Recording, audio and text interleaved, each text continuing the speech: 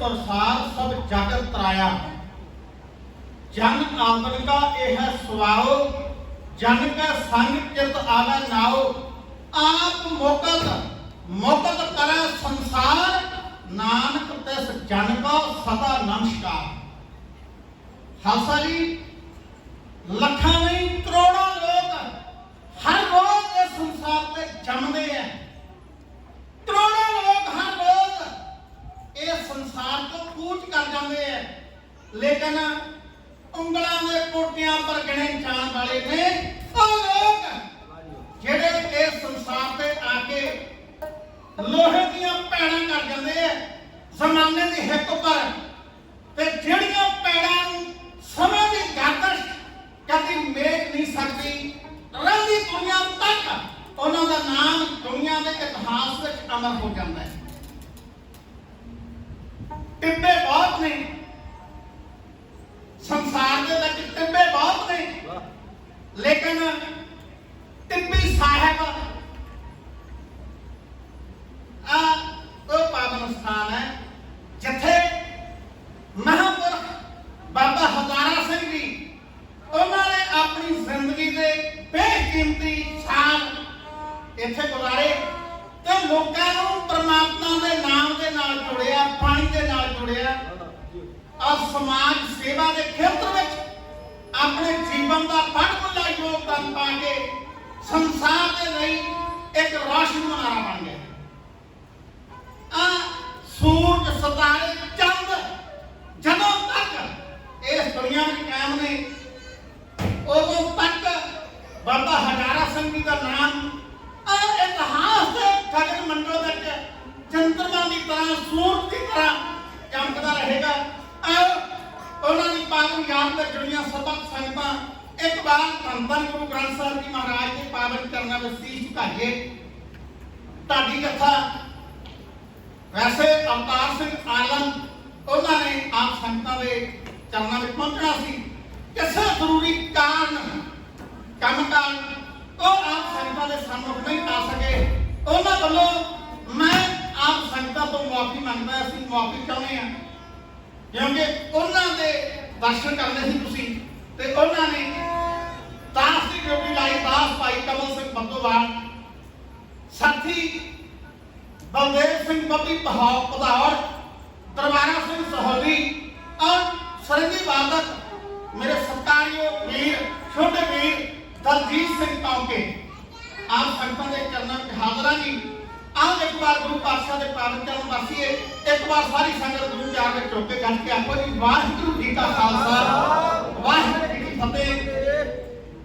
जिंदगी सफल करे सेवा साधु संतां दी, प्रेम दे रंगल विच मना ताई रंग दी, तारते हजारां पापी साधु महापुरखां ने, ताइयों तरलोकी धूड़ साधुआं दी मंगदी, दूई नूं मिटाउंदे झेड़े हौमे दे मकान सारे, सिੱਖਿਆ ਸੁਣਾਉਂਦੇ ਉੱਚੇ ਜੀਵਨ ਦੇ ਢੰਗ ਦੀ, ਯਸ ਬਲਵੰਤ ਗਾਵੇ ਹਰੀ ਦੇ ਪਿਆਰਿਆਂ ਦਾ, ਵੇਦਾਂ ਤੋਂ ਵੀ ਪਰੇ ਮਹਿਮਾ ਸਾਧੂਆਂ ਦੇ ਸੰਗ ਦੀ। ਖਾਲਸਾ ਜੀ, ਬਾਬਾ ਹਜ਼ਾਰਾ ਸਿੰਘ ਜੀ ਕਿਸੇ ਭੋਰੇ ਵਿੱਚ ਬੈਠ ਕੇ ਮਾਲਾ ਫੇਰ ਵਾਲੇ ਸੰਤ ਨਹੀਂ ਸਨ, ਉਹ ਸੰਤ ਸਿਪਾਹੀ ਸਨ ਜਿਨ੍ਹਾਂ ਨੇ ਅੰਗਰੇਜ਼ਾਂ ਦੀ ਗੁਲਾਮੀ ਦੇ ਖਿਲਾਫ बगावत का झंडा बुलंद किया। खालसा जी, मोर्चे का इतिहास रखना जिहड़ा वो बड़ा अहम स्थान रखता है साडे सिख इतिहास के अंदर। जैतों का मोर्चा मैं बेनती कर रहा थोड़ा समय 2 मिनट मैं जैतों के मोर्चे के बारे गल करके अपना इतिहास की लड़ी आ जी वो आप संगतों के नाल साझी करांगे। जैतों का मोर्चा क्यों लगे? रिपुदमन सिंह महाराजा नाभा खालसा जी वो अंग्रेजों का झोली चुक नहीं सी, अंग्रेजों की गुलामी स्वीकार नहीं सी करता। अंग्रेजों ने ओदी आजाद तबीयत तो खफा हो के कहते उन्हें गद्दी तो लाता, जलावत करता, कहना कटिया। ते इस गल का संगतां दे विच बेहद रोस पैदा होया।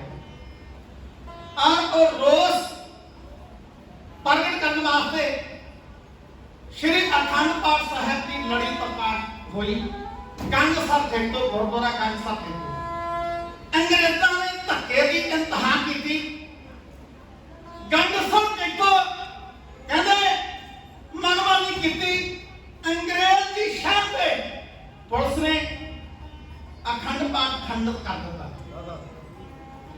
सम्मानियों गुरु प्यारे खालसा जी, बस इसे दे रोस विच श्री अकाल तख्त साहब की रहनुमाई हेठ फिर मोर्चा लग गया, जिन्हों गंगसर टिकटो का मोर्चा आख्या जाता है।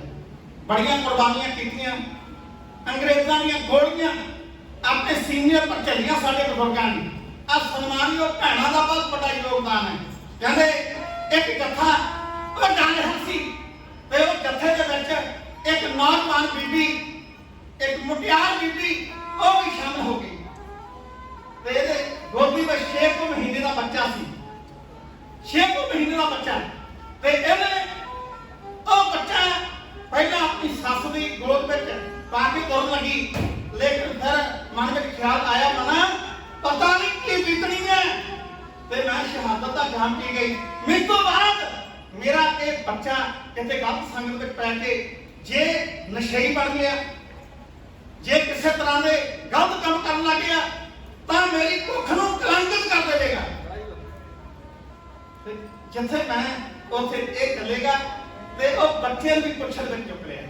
सम्मानियों गुरु प्यारे खालसा जी, मैं बेनती करदा कितना बड़ा महान इतिहास है सम्मानियों भैणों का साडे इतिहास अंदर।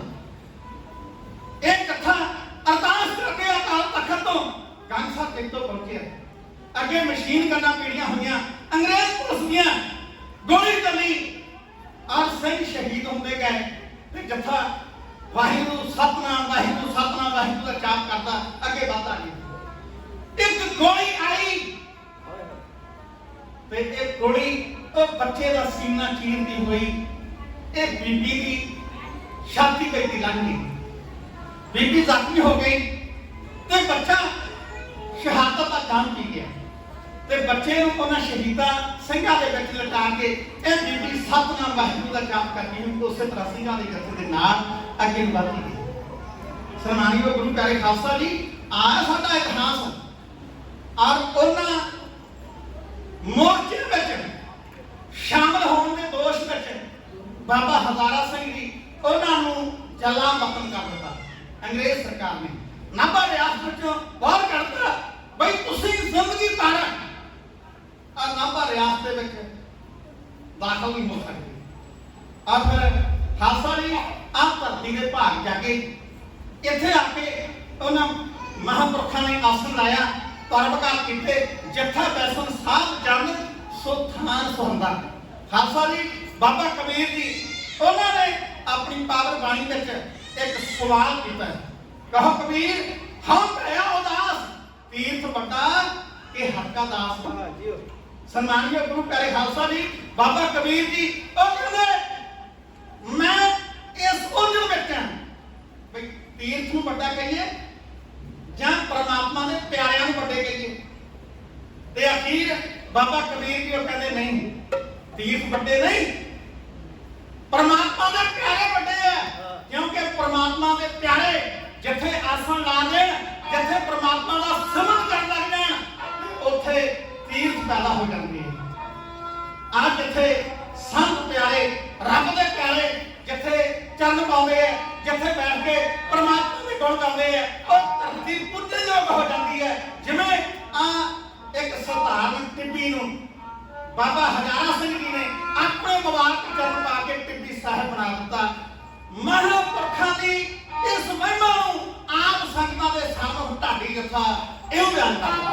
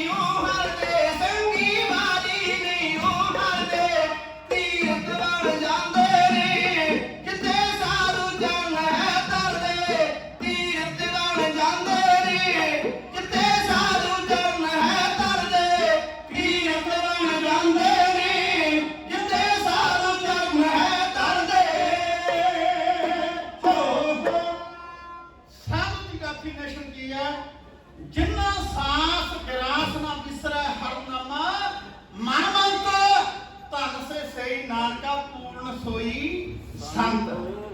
सम्मानयोग गुरु प्यारे खालसा जी, साधु किसी पहरावे का नाम नहीं, साधु किसी पखंड का नाम नहीं, साधु किसी फुरके का नाम नहीं, साधु परमात्मा के प्यार का नाम है, साधु परमात्मा के सिमरन का नाम है। सम्मानयोग गुरु प्यारे खालसा जी, मेरे सतगुरु पातशाह ने पावन बाणी विच आ संसार के लोगों को एक उपदेश दिता है, और वो उपदेश से अगर कोई पैरा बंदा है तो मेरे सतगुरु पातशाह कहते वो साधु है। उपदेश की है, सुखमनी साहब की पावन बाणी आप पढ़ते हैं, गुरु पातशाह कहते सर्व धर्म है श्रेष्ठ धर्म। दुनिया के मर्दां के रौले नहीं, हर कोई आपको अपने धर्म को बढ़िया रहा है, हर कोई आपको अपने धर्म को बड़ा कह रहा है। सतगुरु पातशाह कहते धर्म केड़ा बड़ा है, केड़ा निर्मल है, केड़ा सर्वोत्तम है। अब सुन लो मेरे सतगुरु गुरु ग्रंथ साहब जी महाराज की पावन बाणी का फैसला। गुरु पातशाह कहते सर्व धर्म श्रेष्ठ धर्म, हर को नाम जप निर्मल कर्म। जेड़ा आप धर्म को अपना लेंदा है ना, तो फिर साधु बन जाता है। आप गुरु की कृपा तो बिना ये कर्म नहीं किए जा सकते। गुरु के चरणों में अरदास करिए, दाता कृपा कर साडे कर्म निर्मल कर दे। बहुत मली साडे कर्म ने जाने अनजाने में असीं बहुत गलतियां करते हैं, बहुत भुलां करते हैं। सम्माननीय गुरु प्यारे खालसा जी, हर रोज जपजी साहब का पाठ करने वाले जिहदी जिंदगी जिहदे जीवन की शुरुआत जपजी साहब तो होंदी है। नोट करना, जे कोई ये कहे कि मैं नितनेम कर लिया जी, 5 बाणियां का जाप कर लिया, सुखमनी साहब का पाठ भी कर लिया, लेकिन उस तो बाद सारा दिन झूठ बोली जाए, सारा दिन दुध पानी बाबा बेची जाए, सारा दिन रिश्वत लवे, गरीबों को तंग करे, ये निर्मल कर्म नहीं। नोट करना, बाणी पढ़ी सफल उदों है जदों बाणी का आख्या मान लिया, बाणी का उपदेश हृदय में बसा लिया। तेरा हर कर्म जदों बाणी के असूलों मुताबिक हो गया, फिर समझ ली तू संत बन गया, तू साध बन गया। बाबा हजारा सिंह जी, उन्होंने जीवन की यही खासियत थी, उन्होंने निर्मल कर्म किए, सबका भला मंगया और संसार के लोगों को सरबत के भले के नाल जोड़िया, पावन पानी के नाल जोड़िया, अपने नाल नहीं जोड़िया, अपना वखरा कोई पंथ नहीं चलाया। अब गुरु जब कृपा करता है फिर राक्षस को दे उत्ते बना देता है। आ गुरु विच एक कला है, नोट करना, बलिहारी गुर अपने त्योहारी सदवार, जिन मानस के देवते किए करना लागी बार। राक्षसां नूं गुरु देवते बनाने की समर्था रखता है। सतगुरु पातशाह की पावन बाणी पढ़ के तैं देवते बन जाते हैं, और जिहड़ा सतगुरु की पावन बाणी के नाल जुड़ गया, बाणी उपदेश के नाल जुड़ गया, जिन्हें हृदय में बसा लिया, उहदे जीवन में इनकलाब आ गया। आओ जी, मेरे सतगुरां ने गुरु नानक पातशाह तो लैके गुरु गोबिंद सिंह जी महाराज तक एक नवे समाज की सृजना की। वह मनुख जिहड़ा विकारां विच काल-काल तक धस चुकिया, जिन्हों मनुख चूनी पा के मनुखा वांग जिउणा भुल गया सी, और सतगुरु पातशाह नूं कहना पिया, करतूत पशु की मानस जात, लोक विचारा करे दिन रात। खालसा जी नोट करना, जे बंदा जीवन तो खुंझ जाए, पानी तो खुंझ जाए, बाणी के उपदेश तो दूर चलिया जाए, फिर सचमुच वो भावें वेखण नूं बंदा इंसान की गुणी विच है, लेकिन मेरे सतगुरु पातशाह का पावन हुक्म उहदे उपर ढलदा है, पशुआं करतूतां वाल, करतूतां पशुआं वालियां ने। और एवें वेखण नूं बंदा है, कहण नूं बंदा है, लेकिन ये पशु बन गया है। सतगुरु पातशाह ने हर थां एक पावन वचन दर्ज करवाए ने उपदेश। नौवें पातशाह की पावन बाणी पढ़ गुरु पातशाह कहते एक भगत भगवान चाहे प्राणी के नाहे मन, जैसे सूकर स्वान नानक मानो ताहे तन। सच नाल मुट गया बंदा, ओ बंदा कहलाउण दा हकदार नहीं कहला रखदा। आओ जरा तकियो मेरे देश विच ਜਿਹੜੇ ਸਵਾਰਥੀ ਲੋਕ ਸਨ, ਜਿਹੜੇ ਸੱਚ ਨਾਲ ਉੱਤੇ ਟੁੱਟੇ ਹੋਏ ਸਨ, ਉਹ ਸੱਚ ਨਾਲ ਟੁੱਟਿਆ ਹੋਇਆ ਬੰਦਾ ਕੀ ਕਰਦਾ? ਨਫ਼ਰਤ ਫੈਲਾਉਂਦਾ ਹੈ। ਉਹਨੂੰ ਆਪਣੀ ਜੇਬ, ਆਪਣੇ ਸਵਾਰਥ ਤੱਕ ਮਤਲਬ ਹੁੰਦਾ ਹੈ। ਆਪਣੇ ਸਵਾਰਥ ਲਈ ਉਹ ਲੋਕਾਂ ਦੇ ਖੂਨ ਦੀਆਂ ਨਦੀਆਂ ਬਹਾ ਦਿੰਦਾ।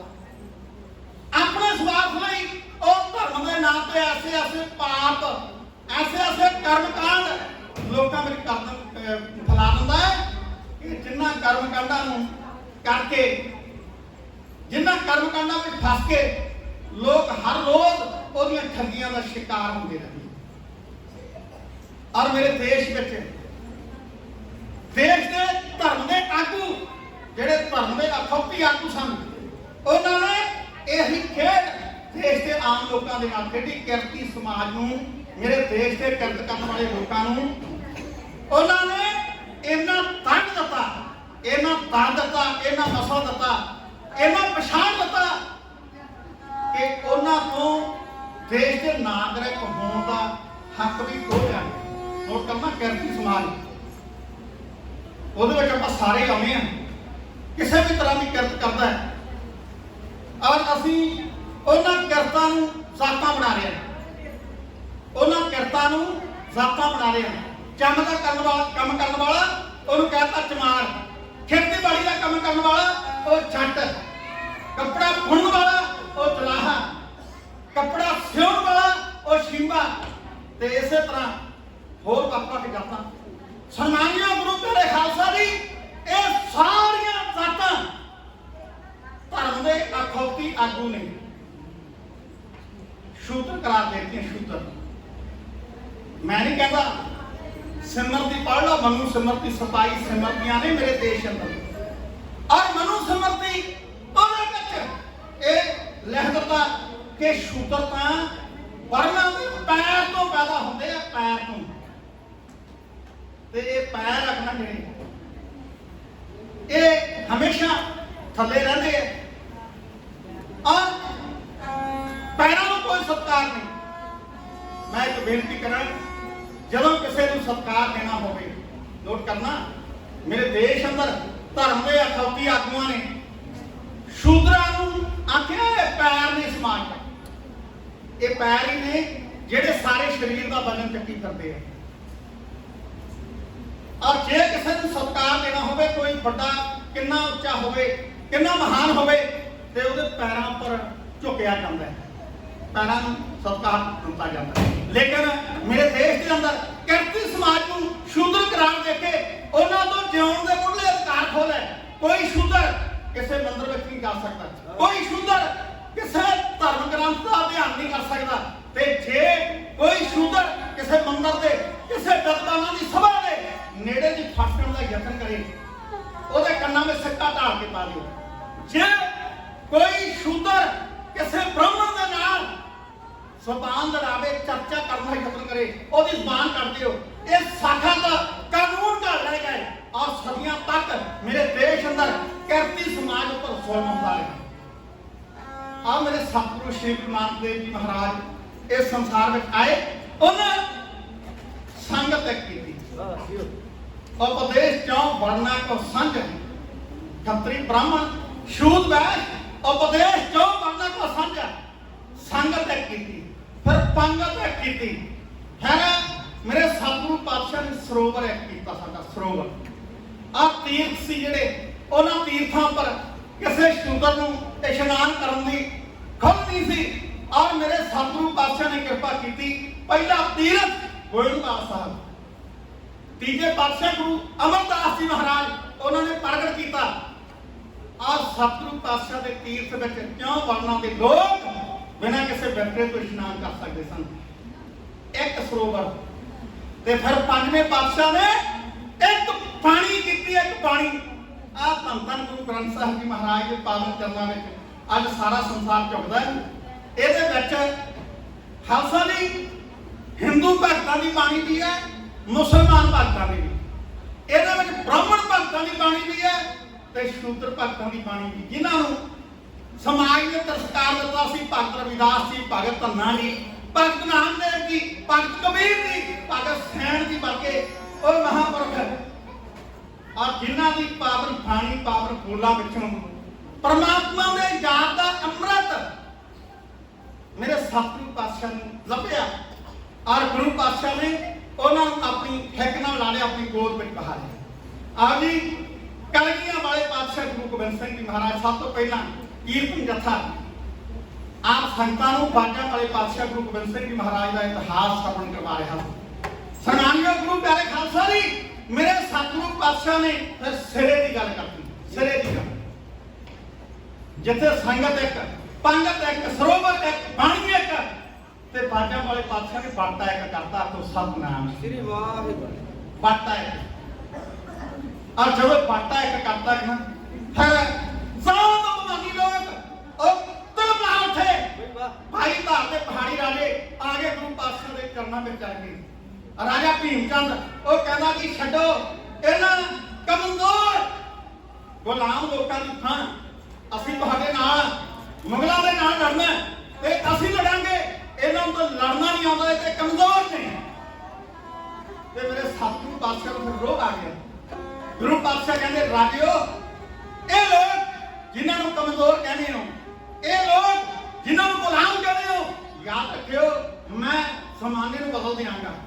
ਇਹ ਗੁਲਾਮ ਨਹੀਂ ਰਹਿਣਗੇ, ਇਹ ਕਮਜ਼ੋਰ ਨਹੀਂ ਰਹਿਣਗੇ। ਮੈਂ ਇਹਨਾਂ ਦੇ ਹੱਥਾਂ ਵਿੱਚ ਐਸੀਆਂ ਤੇਗਾਂ ਫੜਾਵਾਂਗਾ ਕਿ ਇਹਨਾਂ ਦੀਆਂ ਤੇਗਾਂ ਨੂੰ ਵੇਖ ਕੇ ਆਹ ਮੁਗਲਾਂ ਦੀਆਂ ਸਾਲਵਾਂ ਦੀਆਂ ਤੇਗਾਂ ਆਪਣੇ ਆਪ ਧਿਆਨ ਵਿੱਚ ਪੈ ਜਾਇਆ ਕਰਨਗੀਆਂ। ਅੱਜ ਜਿਹਨਾਂ ਨੂੰ ਨੀਚ ਕਹਿੰਦੇ ਹਨ ਪੁਜਾਰੀ ਜ਼ਾਮ ਦੇ, ਕੱਲ ਇਹਨਾਂ ਦੇ ਨਾਲ ਇੱਕੋ ਥਾਲੀਆਂ ਵਿੱਚ ਖਾਣਗੇ। ਅੱਜ ਜਿਹਨਾਂ ਦੇ ਨਾਲ ਲੱਗ ਕੇ ਟੱਟ ਜਾਂਦੇ ਕੱਪੜੇ, ਕੱਲ ਇਹਨਾਂ ਦੇ ਨਾਲ ਘੁੱਟ ਜੱਫੀਆਂ ਇਹ ਪਾਣਗੇ। ਇੱਕ ਆਵਾਂਗਾ ਮੈਂ ਐਸਾ ਦੇਸ਼ ਦੇ ਵਿੱਚ ਇਨਕਲਾਬ, ਬਾਦਸ਼ਾਹੀ ਤਖਤਾਂ ਉੱਤੇ ਲੋਕ ਜਾ ਕੇ ਬਹਿਣਗੇ। ਬਾਦਸ਼ਾਹੀ ਮਹਿਲਾਂ ਵਿੱਚ ਬੇਘਰਿਆਂ ਨੂੰ ਦੇਵਾਂਗਾ ਵਸਾ, ਬਾਦਸ਼ਾਹ ਮਹਿਲਾਂ ਤੋਂ ਆ ਕੇ ਘੁੱਗੀਆਂ ਵਿੱਚ ਰਹਿਣਗੇ। ਇੱਕ ਪਾਸੇ ਸਿਆਸੀ ਜੰਗ ਲੜਦੀ ਪੈ ਰਹੀ, ਕੋਈ ਦੂਜੇ ਪਾਸੇ ਧਰਮਲਾਭੀ ਯੁੱਧ ਲੜਨਾ ਪਏਗਾ। ਹੁਣ ਬਣੇਗੀ ਫੌਜ ਸੰਤਾਂ ਤੇ ਸਿਪਾਹੀਆਂ ਦੀ ਨਵੀਂ। ਹੁਣ ਤੇ ਮੈਨੂੰ ਤੀਸਰਾ ਕੋਈ ਪੰਥ ਕਰਨਾ ਪਏਗਾ। ਇੱਕ ਸੰਗਤ, ਇੱਕ ਪੰਗਤ ਹੈ ਗੁਰੂ ਘਰ ਦਾ ਰਿਵਾਜ। ਇੱਕ ਥਾਂ ਤੇ ਬਾਦਸ਼ਾਹ ਮੰਗ ਤੇ ਬਿਠਾਏ ਜਾਣਗੇ। ਅੱਜ ਜਿਨ੍ਹਾਂ ਨੂੰ ਪੈਂਦੀਆਂ ਨੇ ਤੋਸੀਆ ਉਹ ਐਲਾਨ, ਤਾਂ ਕੱਲ ਇਹਨਾਂ ਦੇ ਮਹਿਫਲਾਂ ਵਿੱਚ ਗੀਤ ਗਾਏ ਜਾਣਗੇ। ਜਦੋਂ ਸਤਿਗੁਰੂ ਪਾਤਸ਼ਾਹ ਨੇ ਦਿੱਤਾ ਟੱਕੇ ਵਰਗਾ ਜਵਾਬ, ਕਹਿੰਦੇ ਭਾਈ ਧਾਰ ਦੇ ਪਹਾੜੀ ਰਾਜੇ ਹਿੰਦੀ ਦੇ ਆਸ਼ੇ ਵਰਗਾ ਮੂੰਹ ਬਣਾ ਕੇ ਚਲੇ ਗਏ। ਰਾਜੇ ਭੀਮ ਚੰਦ ਨੇ ਸਾਰੇ ਰਾਜੇ ਸੱਦ ਲਏ। ਉਹ ਕਹਿੰਦਾ ਮਿੱਤਰੋ ਪਾਣੀ ਵਿਗੜਦੀ ਜਾਂਦੀ ਹੈ। ਭੀਮ ਚੰਦ ਕਹੇ ਰਾਜਿਓ ਸੁਣ ਲਓ ਕਹਾਣੀ ਜੀ, ਹੋ ਗਈ ਤਿਆਰ ਲੜਨ ਨੂੰ ਸਿੰਘਾਂ ਦੀ ਢਾਣੀ ਜੀ। ਆਪਾਂ ਕੋਈ ਯਤਨ ਕਰ ਲਵੋ, ਖੋਲ ਗਈ ਤਾਣੀ ਜੀ। ਫੌਜਾਂ ਮਰ ਮਿਟਣ ਵਾਲੀਆਂ ਰਾਜੇ ਸਰਕਾਰ ਦਿਓ, ਫੌਜਾਂ ਸਮੇਤ ਗੁਰੂ ਨੂੰ ਇੱਥੋਂ ਉਜਾੜ ਲਿਆਓ ਆਪੋ ਆਪਣੀਆਂ ਫੌਜਾਂ। ਕਹਿੰਦੇ ਵਿੱਚ ਰਾਜੇ ਕਹਿੰਦੇ ਪਹਿਲਾਂ ਬੜਾ ਜ਼ੋਰ ਲਾਇਆ, ਭੰਗਾਣੀ ਦਾ ਯੁੱਧ ਲੜ ਕੇ ਵੇਖ ਲਿਆ, ਤਾਂ ਸਾਡੀ ਪੇਸ਼ ਨਹੀਂ ਗਈ। ਹੋਰ ਯੁੱਧਾਂ ਵਿੱਚ ਗੁਰੂ ਨੂੰ ਅਸੀਂ ਜਿੱਤ ਨਹੀਂ ਸਕੇ, ਤੇ ਗੁਰੂ ਨਾਲ ਲੜਨਾ ਤੇ ਚੜ ਕੇ ਜਾਣਾ, ਤੇ ਇਹ ਤਾਂ ਸਾਡੀ ਬੇਵਕੂਫੀ ਹੋਵੇਗੀ। ਕਿਉਂ ਐਵੇਂ ਆਪਣੀ ਤਾਕਤ ਜ਼ਾਇਆ ਕਰਦੇ ਹੋ? ਤੇ ਕਹਿੰਦੇ ਫਿਰ ਕੀ ਕਰੀਏ? ਗੁਰੂ ਸਾਡੇ ਰਸਤੇ ਦਾ ਰੋੜ ਹੈ, ਗੁਰੂ ਗੁਲਾਮਾਂ ਨੂੰ ਆਜ਼ਾਦ ਕਰ ਰਿਹਾ ਹੈ। ਗੁਰੂ ਗੁਲਾਮਾਂ ਦੇ ਵਿੱਚ ਸਾਡੇ ਜਿਹੜੇ ਕੰਮੀ ਨੇ, ਉਹਨਾਂ ਦੇ ਵਿੱਚ ਇੱਕ ਐਸੀ ਸੋਚ ਭਰ ਰਿਹਾ ਹੈ, ਉਹ ਸਾਨੂੰ ਅੱਖਾਂ ਦਿਖਾ ਰਹੇ ਨੇ, ਸਾਡੇ ਬਰਾਬਰ ਆ ਰਹੇ ਨੇ, ਸਾਡੇ ਕਿਲਿਆਂ ਪਰ ਇਹਨਾਂ ਦੇ ਝੰਡੇ ਚਲ ਜਾਣਗੇ, ਸਾਡੇ ਰਾਜ ਗੱਦੀਆਂ ਉਹ ਸਾਤੋਂ ਖੁਸ਼ ਜਾਣਗੀਆਂ। ਕਹਿੰਦੇ ਔਰੰਗਜ਼ੇਬ ਦੇ ਪਾਸ ਤੇ ਲਓ ਜੀ, ਹੋਏ ਰਾਜੇ ਇਕੱਠੇ ਪਹੁੰਚ ਗਏ ਦਿੱਲੀ। ਬਾਦਸ਼ਾਹ ਔਰੰਗਜ਼ੇਬ ਦੇ ਕੋਲ, ਅਨੰਦਾਤਾ ਤੇਰੇ ਦਾਤੇ ਇੱਕ ਅਰਜ਼ ਲੈ ਕੇ ਆਈ। ਉਹ ਗੁਰੂ ਗੋਬਿੰਦ ਸਿੰਘ ਆਪਣੇ ਪਿਤਾ ਦਾ ਪੈਰ ਲੈਣਾ ਚਾਹੁੰਦਾ ਹੈ। ਉਹਨੇ ਕਿਹੜੇ ਅਨੁਸਾਰ ਨੇ ਉਹ ਫੌਜਾਂ ਭਰਤੀ ਕਰ ਰਿਹਾ ਹੈ, ਉਹ ਘੋੜ ਸਵਾਰ ਪੈਦਾ ਕਰ ਰਿਹਾ ਹੈ, ਤੇਰੇ ਇੱਕ ਇੱਕ ਹੁਕਮ ਦੀਆਂ ਉਹ ਧੱਕੀਆਂ ਉਡਾ ਰਿਹਾ ਹੈ।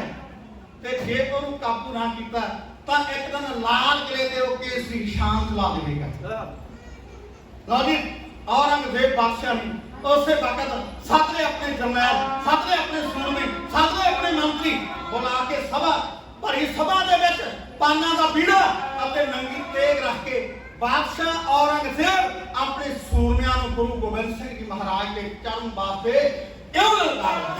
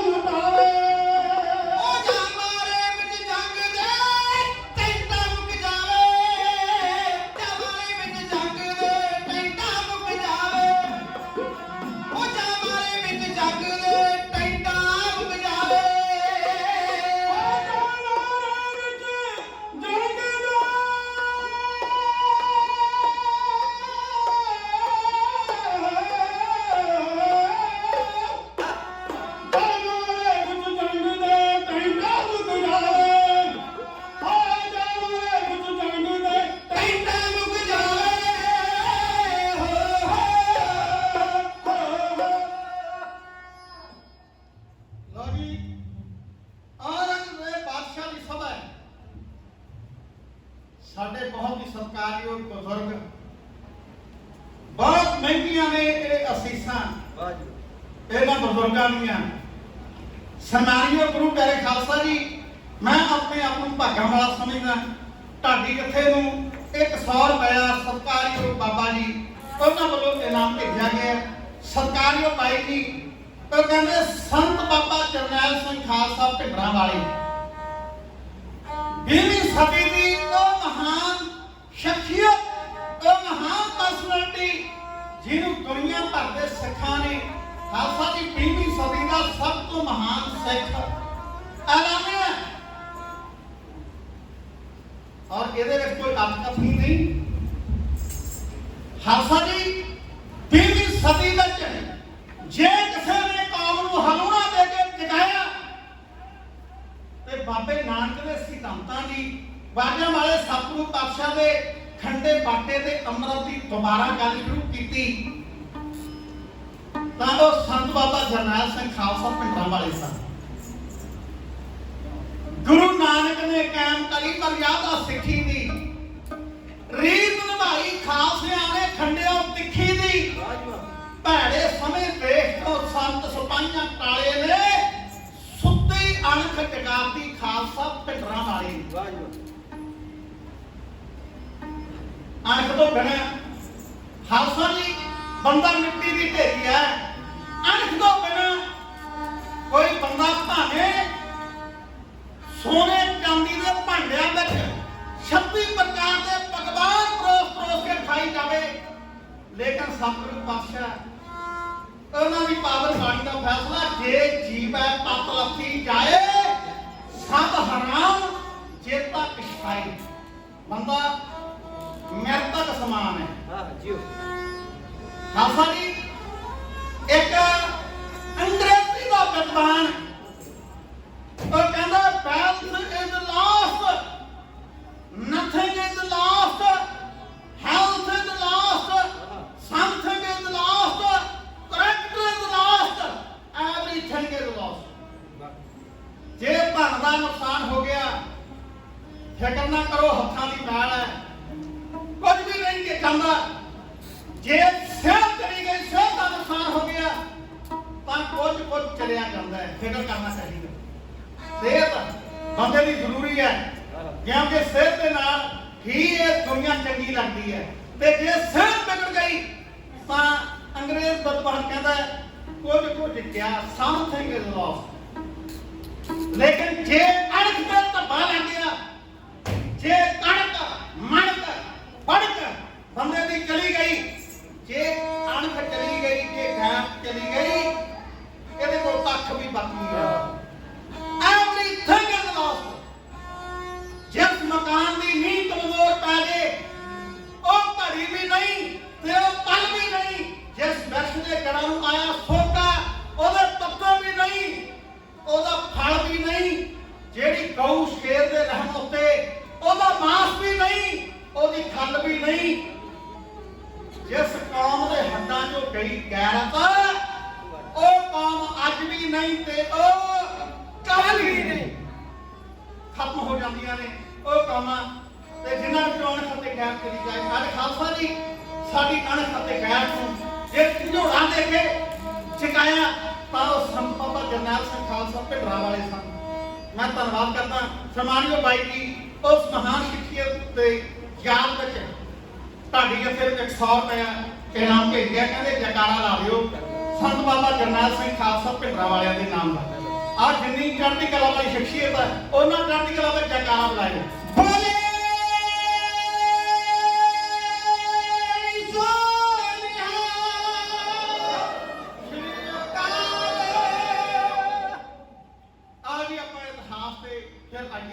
ਕਿਉਂਕਿ ਇਤਿਹਾਸ ਦੀ ਲੜੀ ਹੈ ਨਾ ਜਿਹੜੀ ਸਨਮਾਨਯੋਗ ਪ੍ਰਧਾਨ ਸਾਹਿਬ ਸਰਦਾਰ ਹੇਮ ਸਿੰਘ ਜੀ ਉਹਨਾਂ ਹੁਕਮ ਕੀਤਾ ਸੀ ਬਈ ਆਪਾਂ ਇਤਿਹਾਸ ਦੀ ਇੱਕ ਲੜੀ ਉਹ ਤੋੜ ਕੇ ਇਤਿਹਾਸ ਸੰਗਤਾਂ ਨੂੰ ਸੁਣਾਉਣਾ ਹੈ।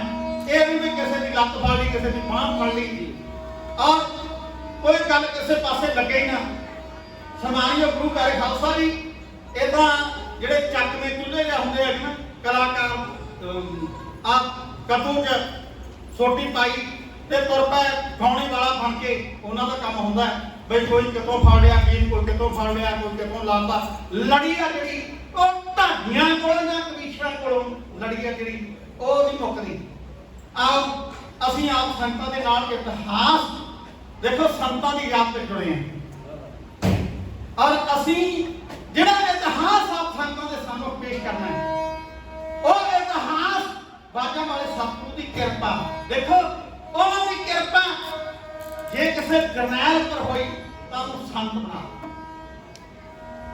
ਬਣਾਤਾ ਬਾਜਾਂ ਵਾਲੇ ਪਾਤਸ਼ਾਹ ਨੇ। ਔਰ ਇਹ ਕਿਰਪਾ ਦਾ ਇਤਿਹਾਸ ਆਪ ਸੰਤਾਂ ਦੇ ਨਾਲ ਅਸੀਂ ਸਾਂਝਾ ਕਰਨ ਜਾ ਰਹੇ ਹਾਂ। ਔਰੰਗਜ਼ੇਬ ਦੇ ਭਰੇ ਦਰਬਾਰ ਦੇ ਵਿੱਚ ਉਹਦੇ ਸਾਹਮਣੇ ਵੱਡੇ ਵੱਡੇ ਜਰਨੈਲ ਬੈਠੇ ਆ ਔਰ ਇਹਦਾ ਰੋਬ ਹੈ, ਇਹਦਾ ਨਾਂ ਹੈ ਪੂਰੇ ਹਿੰਦੁਸਤਾਨ ਵਿੱਚ। ਉਹਨਾਂ ਦਾ ਨਾਮ ਸੁਣ ਕੇ ਵੱਡੇ ਵੱਡਿਆਂ ਦੀਆਂ ਛਾਤੀਆਂ ਧੜਕਣ ਲੱਗ ਜਾਂਦੀਆਂ ਨੇ। ਲੇਕਿਨ ਜਦੋਂ ਕਲਗੀਆਂ ਵਾਲੇ ਸਤਿਗੁਰੂ ਦਾ ਨਾਮ ਔਰੰਗਜ਼ੇਬ ਬਾਦਸ਼ਾਹ ਨੇ ਲਿਆ ਤੇ ਫਿਰ ਵੱਡੇ ਵੱਡੇ ਜਰਨੈਲਾਂ ਦੀਆਂ ਨੀਵੀਆਂ ਪੈ ਗਈਆਂ। जिवें सप सौं गया हुंदा ऐ चुप तो बरत गई सारे और कोई मुंह उठा के देखे ना।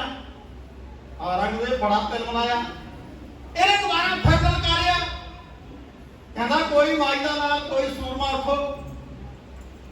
एक बार धौना चुक्कियां फिर दोबारा नीवियां पै गई। खालसा जी अद्धा तो डरते है गुरु गोबिंद सिंह ते जेड़ा जरनैल चढ़ के गया वो जरनैल फिर वापस जिउंदा नहीं आया ते जेड़ा हुण जाऊ ते ओने भी जिउंदा वापस नहीं आउणा। हुण मौत नूं मासी कौन कहे, जेड़ा मरन वास्ते जावे। अद्धे डरते है, अद्धे इस गल्लों चुप ने। औरंगजेब दी नीतियां का दिलों विरोध करते हैं लेकिन बोल नहीं सकते, खुल के उसके सामने बोल नहीं सकते। और उन्होंने दिल में बाजां वाले सतगुरु पातशाह की सत्कार है।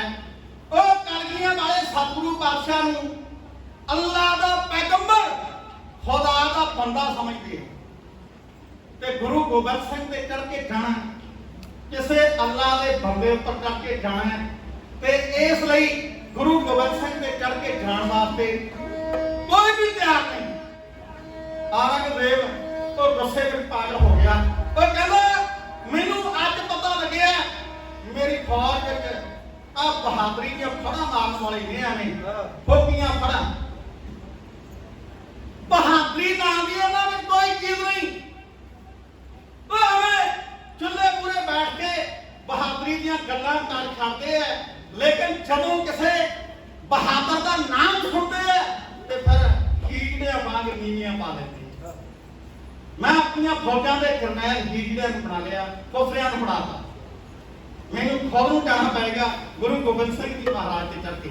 खालसा जी मर्दां नूं ताना है जिहड़ा ते फिर वो ताना नोट करना सीने चाक कर जाता है, इउं कर जाता है जिवें साबण नूं तार कट जाती है। इस तरह सूरमियां दे सीने ताना जिहड़ा वो चाक कर जाता है ते औरंगजेब ने हीजड़े होण दा मारिया ताना ते फिर एक जरनैल की अणख टुंबी गई।